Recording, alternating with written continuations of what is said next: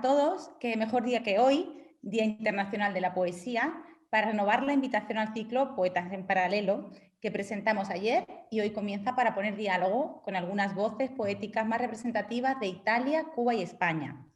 Como ayer recordaba el director general del Instituto Cervantes, Luis García Montero, la presencia española apuesta por nombres jóvenes, pero ya consolidados, que aportan a un conocimiento sólido de la tradición universal las ganas de volver a decirlo todo de formas nuevas. La poesía en castellano está representada por una amplia gama de voces, desde el ensayístico Poema Río de Berta García Faet a la concisión experiencial de Rosa Verbel, Raquel Vázquez o Rocío Acebal, pasando por las modulaciones siempre originales de Carlos Catena, Mario García Obrero y Juan Domingo Aguilar. La poesía en lengua gallega está representada por Alba Cid, hoy aquí con nosotros, Premio Nacional de Poesía en el 2020, y la poesía en euskera por la Cosmopolita, también con nosotros hoy, que ha vivido en China, Indonesia y también aquí en Italia, Beatriz Chivite. Un caso especial, también bilingüe, es el de Ángelo Néstoré, que ha logrado un amplio consenso con su poesía en español y acaba de dar a la imprenta su nuevo libro en italiano. Bienvenidos a este Día Mundial de la Poesía, que llega con el comienzo de la primavera, y le dejo la palabra a Ana Pedroso, quien presentará al primer grupo de poetas. Muchas gracias.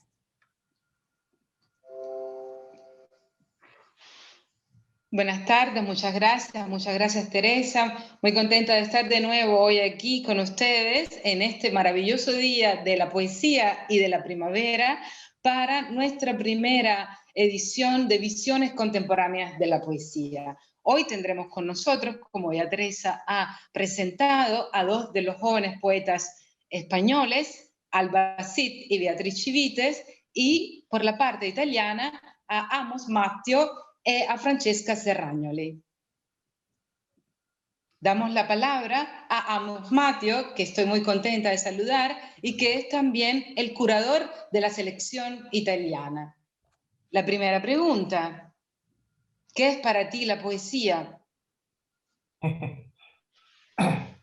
Allora, queste sono le famose domande da $1 milione. Complicato. A ver, estas son las famosas preguntas del millón. Es complicada, pero cada poeta tiene que tener su respuesta a esta pregunta.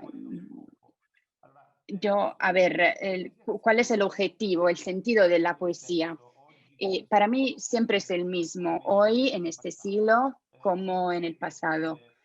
No creo, aunque pueda tener un sentido útil, un objetivo útil de la poesía, con objetivos precisos, específicos.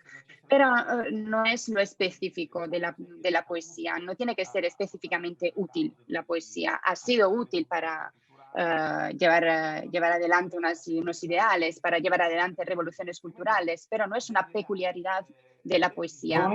Para mí tiene que proporcionar unas visiones del presente y del futuro. Yo creo que el poeta tiene una habilidad, lo hablaba Pascoli, Homero, que no veía con los ojos, sino con la poesía. Creo que el poeta tiene la capacidad de vislumbrar algo que existe en el aire, pero no todo el mundo puede entender. El poeta puede dar visiones del futuro, además que del presente. Además, la poesía tiene que darle voz al alma, tanto de los escritores como, y esto es lo más importante, tiene que darle voz a emociones, compartir, que los lectores y los oyentes puedan compartir. La poesía tiene que apuntar a lo universal. Solo la poesía que apunta a lo universal, que apuesta a lo universal, puede tener un sentido. La poesía más importante es la que se escribe para ser leída en 2000 años como hace 2000 años. No se tiene que escribir para la contemporaneidad, sino para los que vendrán después, porque de esta forma nos leerán como actuales. Y un tercer punto para mí es muy importante, es la lengua. Es un taller lingüístico, la poesía. A través del léxico, a través de la música, a través de la construcción sintáctica, la poesía es fundamental para el idioma, para la lengua. Y en la época contemporánea, donde la comunicación es fácil, es importante, pero se ha simplificado el nivel lingüístico de todos los idiomas, creo, pues la poesía sigue siendo un taller de investigación de los idiomas. Estoy intentando sintetizar, resumir muchísimos puntos de interés. Creo que la poesía puede recordar algunas reflexiones sobre el hombre, sobre la humanidad. En mis textos, por ejemplo, tengo unos temas obsesivos como el tiempo que recurre, que vuelve, algo que ha pasado, que pasó y que pasará. En la base de textos que he escrito. Y voy a leer un par de poemas que están incluidos en un libro que se publicará próximamente, que están relacionadas a un mito. Todo nació con Tácito, que hablaba en sus anales de este Matteo de Incenso, la capital de una población bárbara que se quemó. Matteo, que acuerda mi apellido, yo hice un viaje hacia Alemania y me imaginé las cenizas de esta ciudad que quemaba, como muchísimas ciudades y civilizaciones que fueron pisadas por el progreso, por los avances de la civilización. Este es el antefacto. Hay un poema que se llama Vapor de Ultramar. L'acqua era tutto un lamento, un agitare di braccia, un salutare un'ultima volta. Il vapore salpava per le Americhe da fiume in ritardo di 3 giorni, con le stive pulite a sufficienza e piene abbondantemente.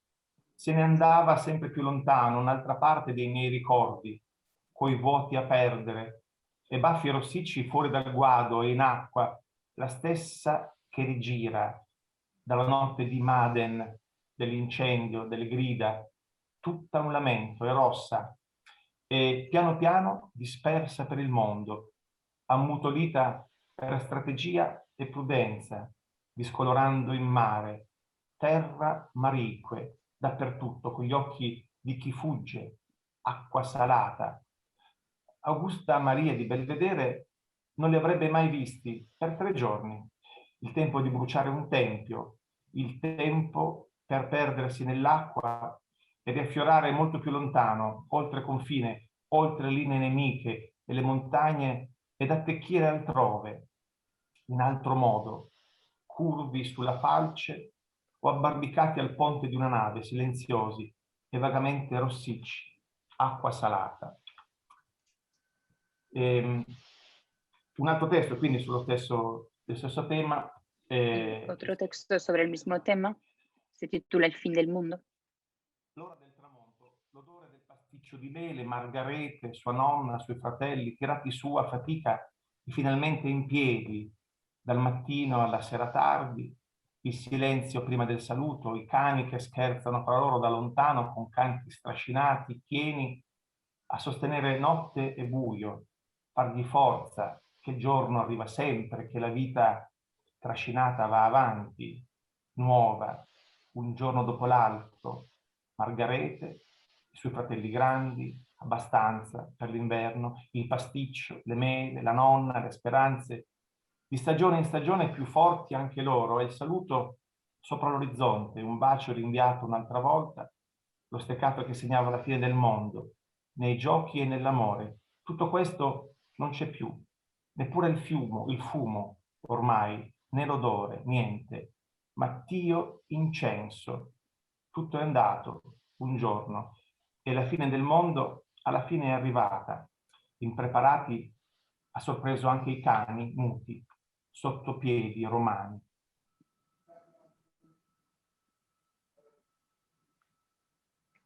Spero, Ana, di aver dato una risposta. Sí, Ana, creo que he dado mi respuesta. Sí, has dado una respuesta muy exhaustiva. Quería preguntarte también ¿qué sentido tiene la poesía en el siglo XXI? Pero la dejo como segunda pregunta. Ahora voy a hablar en italiano para los italianos que nos escuchan, que Amos vive en Milán, donde enseña literatura italiana y donde coordena desde 2008 las actividades de la Casa de la Poesía de Milán. Es autor de distintos libros de poesías, poesía italiana, antología poesía italiana por Mondadori, antología orquesta de poetas de Lieto Colle, Specchio de Mondadori, donde comparece también como traductor del alemán. Y ya como hemos dicho, es el comisario de la selección de poetas italianos y que quiero destacar es una antología creada, como dice Amos, siempre intentando juntar a poetas muy reconocidos y poetas muy jóvenes, sobre todo balanceando muy bien hombres y mujeres, y esto no siempre es frecuente en las antologías poéticas. Muchas gracias, Amos. Y ahora quiero darle la palabra a Beatriz Chivite. Hola, muchísimas gracias por venir hoy y muchas gracias por las preguntas, por este evento maravilloso que nos une la palabra, ¿no? La palabra ya sea en italiano, ya sea en gallego, en euskera, en vasco o en castellano, en español. Creo que es un evento curioso por eso, ¿no? Al final la palabra tiene muchísima fuerza y puede transmitir todo tipo de sentimientos. Y por eso yo creo que el significado de la poesía nunca cambia y tampoco cambia dependiendo del idioma. Al final escribimos por necesidad, nos comunicamos como todo ser humano y como casi todo animal también por necesidad y leemos por necesidad, ¿no? Entonces para mí la escritura, para mí la poesía es sobre todo una terapia. En este mundo loco necesito escribir para no tener que ir al terapeuta y para que mis amigos tampoco se aburran de escucharme, ¿no? De andar por los árboles, por el cielo, por las emociones.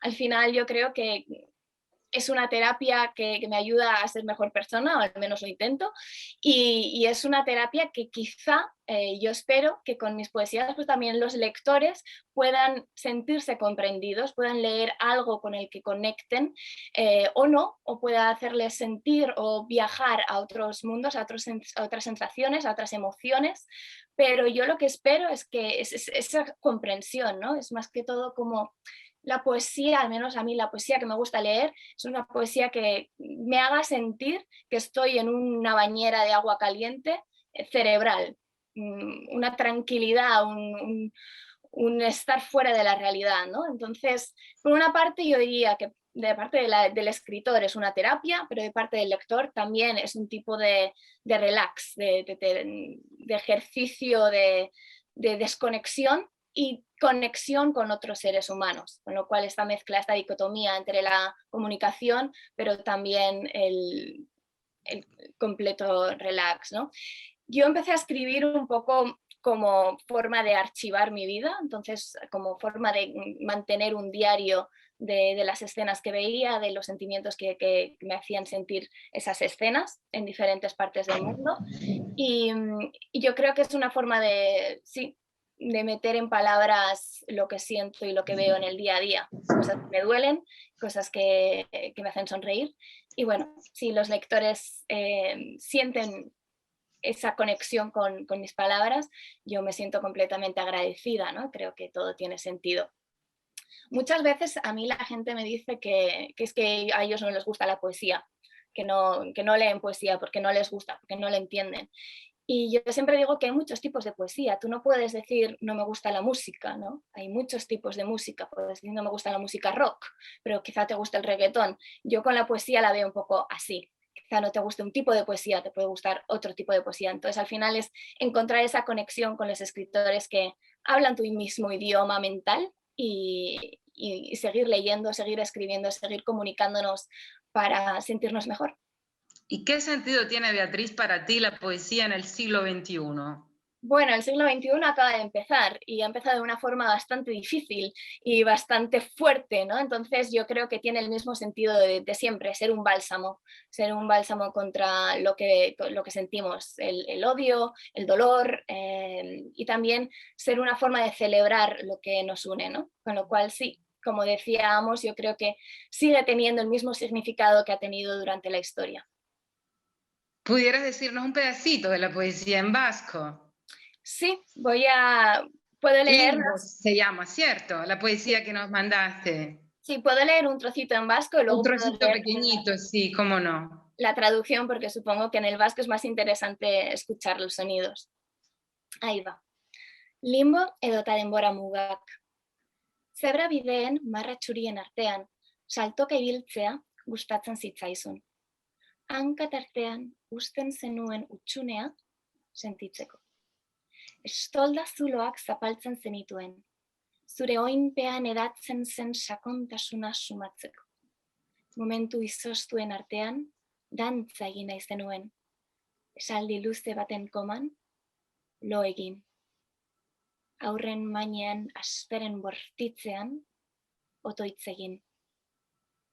Atea itxi, eta zure arnasa bitan zatitzen den momentuan, ies egin. Arraultza apurtzen denunea, amaigabea izatea nahi zenuen, mugagabea. Yo tengo acá la traducción en español, porque hoy nos vamos a deleitar con escuchar hablar los poetas en su idioma. Quiere decir que para la traducción en italiano esperaremos a la antología. Limbos, antes te gustaba saltar entre las rayas blancas de los pasos de cebra, sentir el hueco que dejabas entre pierna y pierna, pisar las alcantarillas y percibir el vacío bajo tus pies. Querías bailar entre los momentos congelados, dormir en la coma de una línea larga, rezar en el suspiro profundo de un largo llanto, escapar en el momento que cierras la puerta y tu respiración se divide en dos, y que ese instante cuando se rompe el huevo fuera infinito. Gracias, Beatriz. Muchísimas gracias por ha sido un recitarlo gusto. también. Ha sido un gusto escucharte. Muchas gracias por estar acá con nosotros en Poetas en Paralelo. Seguimos estas visiones contemporáneas con Francesca Serragnoli. Francesca. Buonasera a tutti, grazie per questo invito. Buenas tardes a todos y gracias por la invitación. Per te la poesia nel secolo XXI? Secolo. Ha lo stesso senso che... Tiene el mismo sentido que tiene la vida. Quindi, pues è una continua, se vogliamo, ricerca. Es una continua búsqueda del bien que tiene en sí misma la vida. Y pues es un asunto de vida y de muerte, no en el sentido retórico que se usa desafortunadamente casi siempre, sino en el sentido de que lo de que se habla tiene una vocación extrema. La poesía, como sabemos, a menudo habla de lo que en la vida es inútil. Antes Amos ha utilizado este criterio de útil e inútil. Hoy el criterio de lo útil se aplica desafortunadamente también a la poesía, porque en el siglo XXI, para conectarnos a la segunda pregunta, utilizamos la tecnología, es decir, nuestra cuarta revolución industrial, como criterio para definir algo que nos pasa, algo que hacemos como útil o inútil. Y pues a mí me pasa también en el instituto de sugerir esta comparación, porque no sé si el iPhone 1000 es mejor que el iPhone 999 y así se suele utilizar la vida como una experiencia tecnológica por la que el pasado es algo que de alguna forma tiene un valor solo comparado con la utilidad que tiene en el presente. Y por algunos aspectos podemos definir de forma general el enfoque psicoanalítico que vemos, desde el que vemos el pasado. En cambio, a mí me parece, pero no tengo una definición precisa de esto, porque como va codo con la vida, todavía no lo sé. Es decir, que puedo tener algunas definiciones con respecto a la poesía y mi definición principal es que lo único que sé de la poesía es que es la que se ha escrito, es decir, la que yo he encontrado leyéndola. Otras cosas no las sé, por lo tanto es un encuentro, es una especie de acontecimiento. ¿Y qué sentido tiene para ti la poesía? ¿Tiene el mismo sentido, significado? Pues sí. A ver, si queremos ponerla de esta forma, para mí la poesía es lo que no es. No es un sentido de realización de sí mismo, es un sostén para vivir, es un pasatiempo, entretenimiento. No es uso maravilloso del lenguaje, no es un sacramento.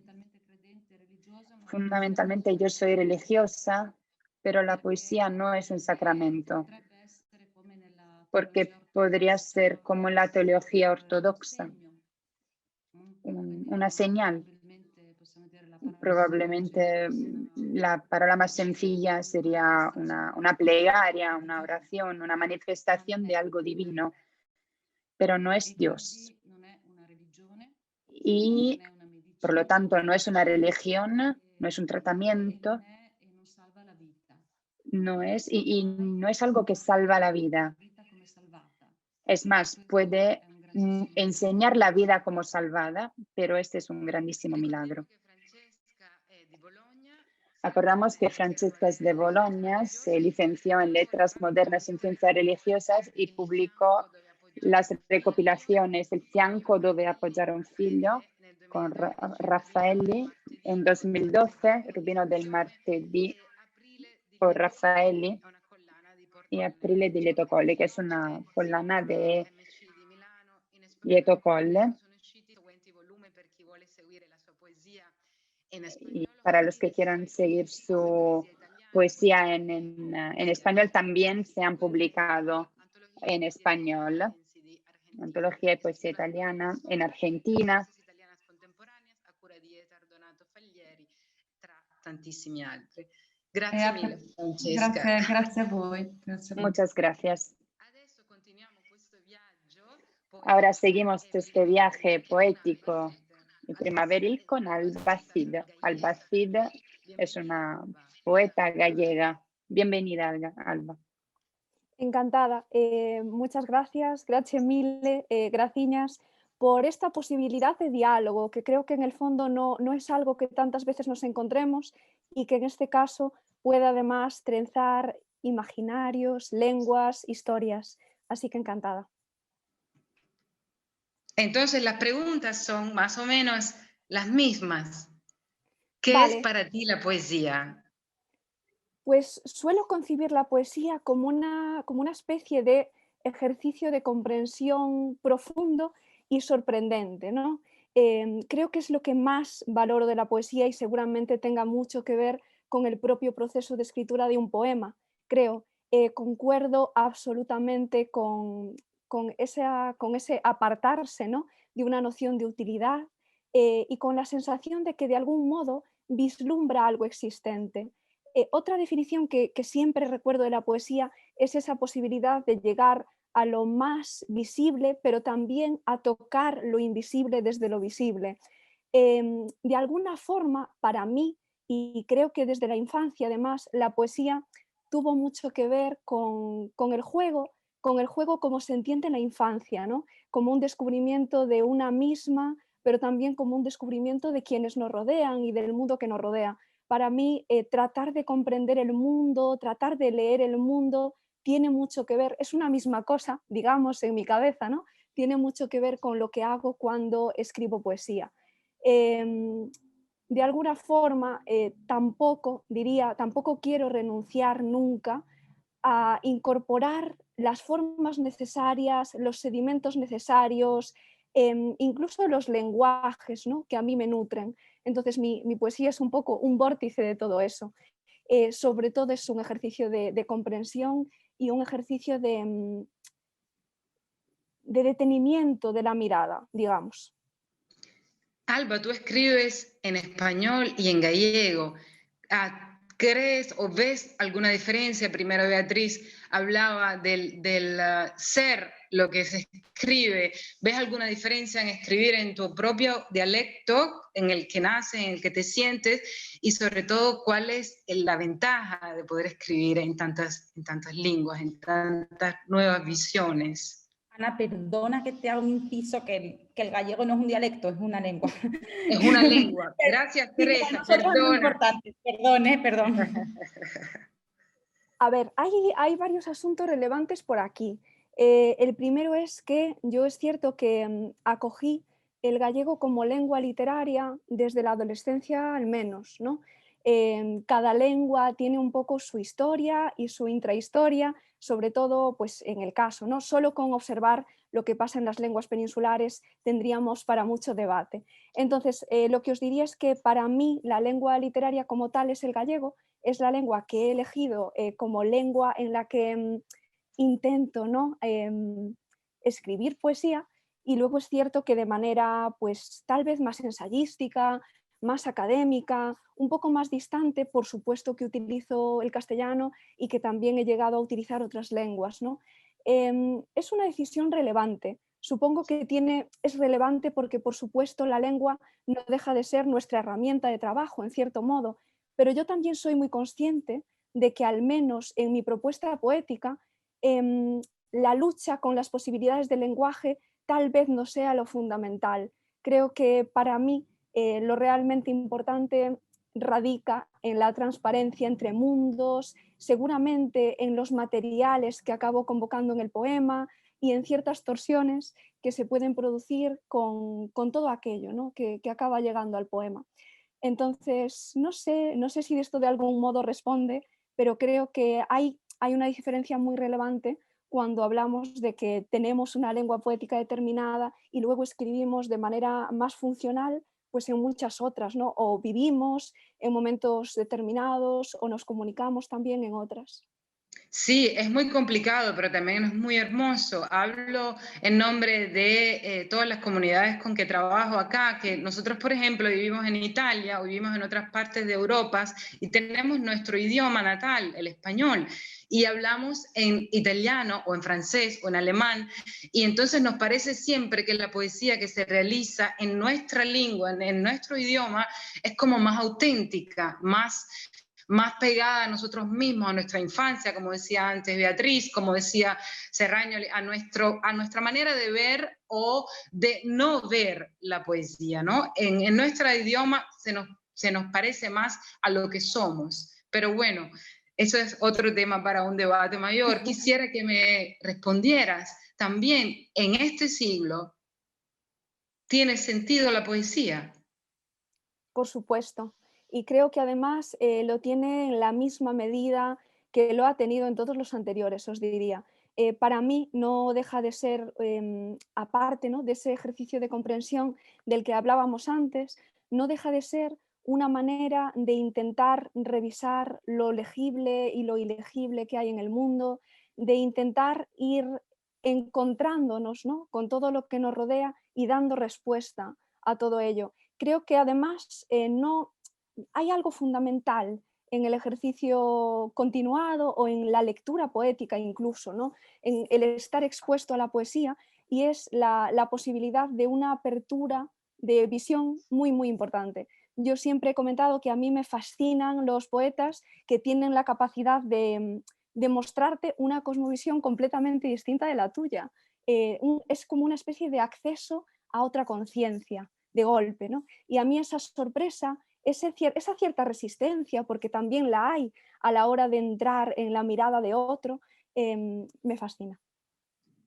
Muchísimas gracias, Alba. Ha sido un placer tenerte con nosotros y muchísimas gracias por estar en el proyecto Poetas en Paralelo. Dejaré un momento la palabra a Teresa porque seguiremos hablando de estas cuestiones sobre dialectos, lenguas o lenguas originales, pero Visiones Contemporáneas se ha hecho exactamente después de la decisión, de la scelta de Luis García Montero de tener en los 10 poetas jóvenes que escogió una diversidad de idiomas y naturalmente estar más cerca de la España y del idioma español contemporáneo, que no es solamente, como vemos, solo el español, el castellano. Teresa, danos por favor un bosquejo muy, muy breve sobre esto, sobre las 4 lenguas que estarán dentro con nosotros de la selección española.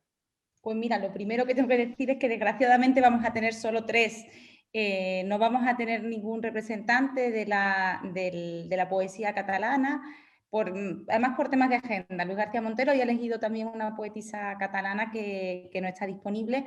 Entonces, bueno, vamos a tener solamente en gallego y en euskera.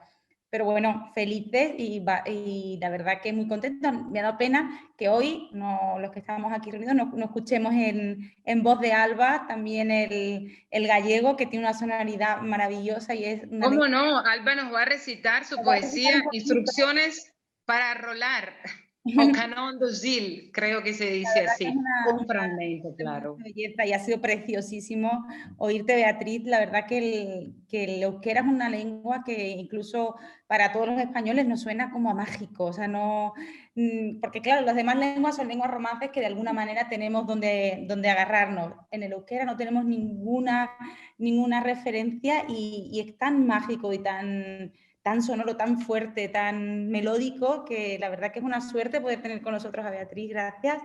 Y nada, como dices tú, la cultura española y la poesía española se desarrolla en 4 lenguas, incluso en más lenguas.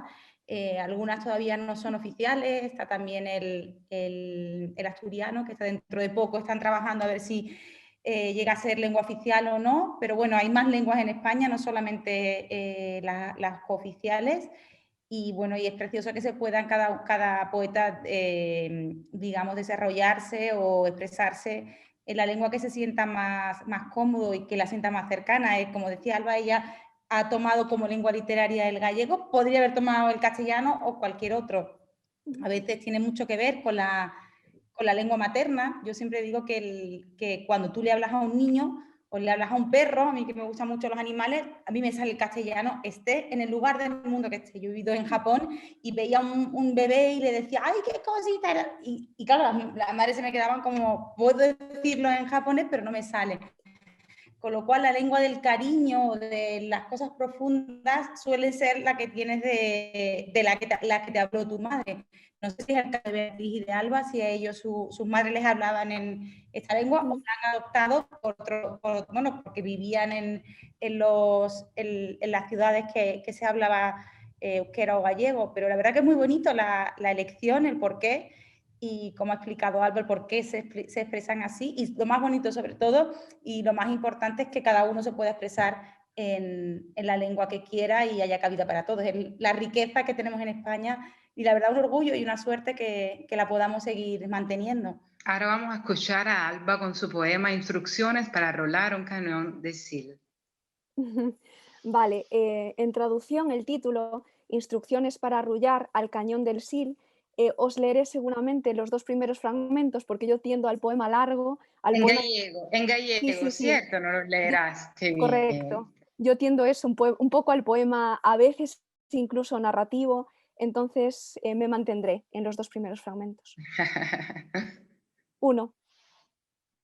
Unha persoa colle a criatura polos brazos e outra polos pés e balancéase cara aos lados mentre se recita. Antes de discorrer o río, creváronse as placas. A miles de kilómetros, doutras quebras naceron as montañas amarelas de Lipó ou os bosques pétreos de Siberia. Logo apareceu a auga, buscando, como as raíces, as fracturas. 2. Recítase facendo énfase nos movementos descritos, subindo e baixando cos dedos polos brazos ou pola barriga do pequeno. A néboa dos vales fluviais é diferente. Crin que o sabías. A néboa nos vales fluviais suspende os outonos e a resposta das campás. Peta feito á porta das casas e baixo o seu influxo os homes teixo descenden ás marxes do río e construen escaleiras de Xacob para cultivar as vides. Se a flor da tarde cae aberta, as fillas dos homes entran no río.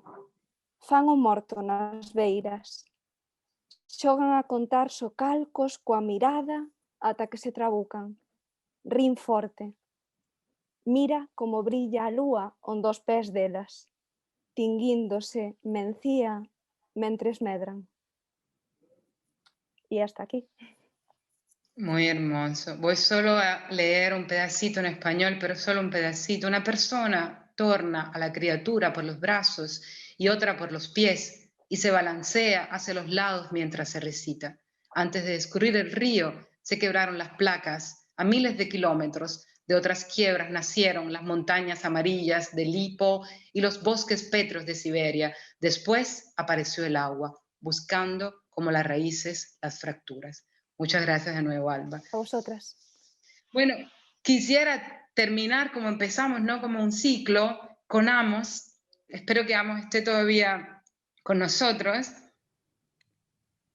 Amos Matteo. Sì, ci sono. Quisiera terminar con la poesía que Amos ha enviado para Poetas en Paralelo, y quisiera que Amos nos respondiera a la pregunta si tiene sentido la poesía en el 2021. Comenzando por la pregunta y terminando con una poesía, como hoy se merece en este día para todos los que nos escuchan. Muchísimas gracias, y para todos los poetas del mundo. Allora, la poesia ha sempre senso. Pues la poesía siempre tiene sentido. Hoy, como siempre, pues ya que estamos en una época en que estamos perdiendo muchas referencias, estamos buscando sentido y sentidos. La poesía puede ofrecernos muchas posibles respuestas. Lo bello de la poesía es que nunca ofrece una sola respuesta, siempre ofrece sugerencias. Y cada uno puede encontrar su propia respuesta. Entonces, voy a leer este texto que he elegido para este acto. Baia degli Angeli, il paesaggio è quello di Niza. El paisaje es el de Niza, en un verano en que me preparaba a convertirme en padre. Nacería mi hija unos meses después y reflexionaba sobre el paso de ser un niño a ser un padre. L'acqua è un po' più sporca, ma i sassi sono quelli di sempre, del bambino che rincorre il padre e poi lo perde, dei sassi trasognati al sole e dell'assenza di pesci. Gli angeli prendono il sole in topless e dei mortali hanno perso memoria, abbruniti dagli eccessi estivi, dai motori che scorrono da un secolo, il passeggio palmato degli inglesi. Dettagli mutano nel tempo, dietro ai riflessi dell'uomo, ai suoi capricci, al vento che scova le righe e affila forme e destini.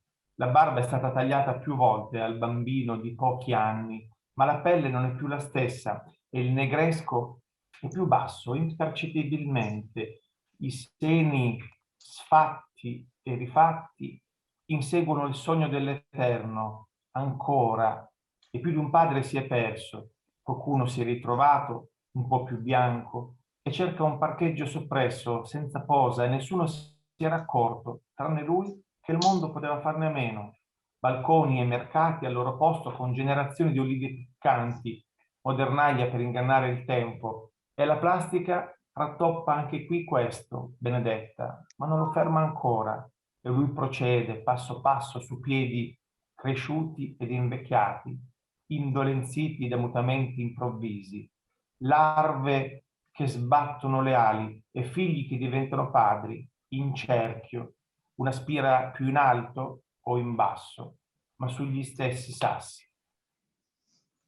Muchas gracias. La poesía es donna, la poesía es fémina. La poesía es mujer, la poesía es hembra, y por eso me gustaría concluir con la voz de Francesca Serragnoli, con el poema que ha enviado a Poetas en Paralelo, que también habla, y por eso lo he dejado para el final, porque cuenta la juventud, la infancia, y me gustaría que ella terminara con sus palabras, con el poema que ha enviado a Poetas en Paralelo y con una voz de mujer. No me acuerdo cuál es el poema, porque había preparado otro poema. Sí, también podemos escuchar otra poesía desde la casina. Ah, sí, no, entonces es la misma. Es el mismo poema que he enviado. Siamo sempre in sintonia noi donne, Francesca. Perfetto, siamo completamente in sintonia.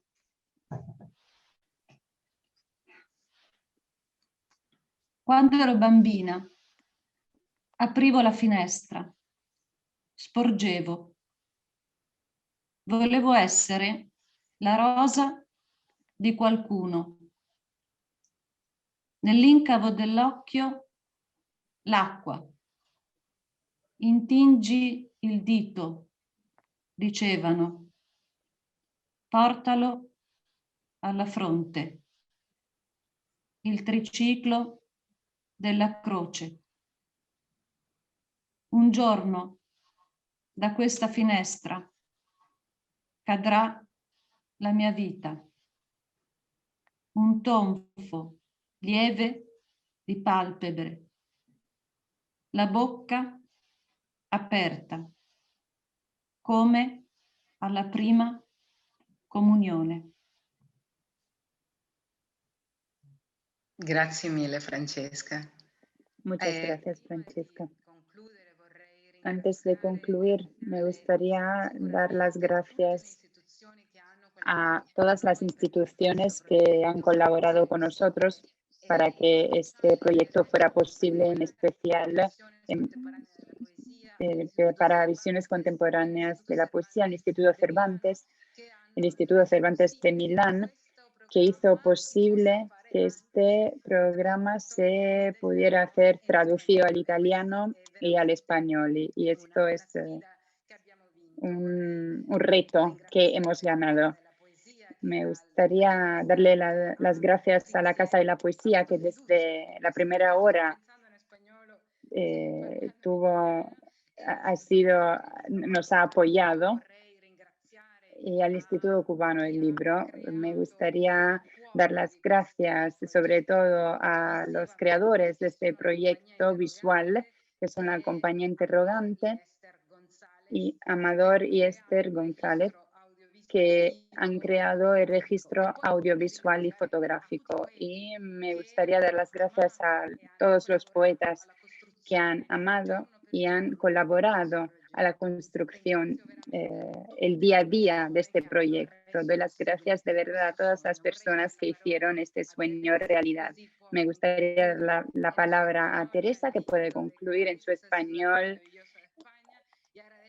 manera muy especial a Amos Mateo, a Giselle Lucía Navarro y a Carmen Canillas. Muchísimas gracias. La palabra a Teresa Iniesta. Muchas gracias, Ana. Pues nada, después, la verdad, difícil hablar después de escuchar a estos 4 poetas tan magníficos con una maravilla a la hora de expresarse. Simplemente gracias de nuevo a todos, gracias por estar aquí, a las 2 poetas españolas y a los 2 italianos.